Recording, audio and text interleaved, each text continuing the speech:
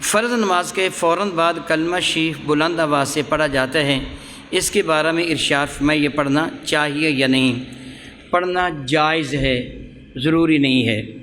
کیا بولا میں نے؟ کہا پڑھنا ضروری نہیں ہے۔ مشکوٰۃ شریف میں اس موضوع پر پورا باب بندھا ہوا ہے۔ میں نے اپنی کتاب جو صلاۃ الرسول اس میں بھی لکھا ہے، میرے اور آپ کے کریم آقا رسول رحمت اور صحابہ کرام نماز کے فوراً بعد مختلف کلمات ادا کرتے تھے، پڑھتے تھے۔ جائز ہے، پڑھا جا سکتا ہے، ضروری نہیں۔ اگر کوئی نہ پڑھے تو گناہ گار نہیں، پڑھے تو حرج نہیں ہے۔ ہاں البتہ اگر آپ یہ خیال کریں زیادہ لوگ نماز پڑھ رہے ہیں تو بہت بلند آواز سے نہ پڑھیں، میانہ روی اختیار کر لیں، ذرا پس آواز اختیار کر لیں۔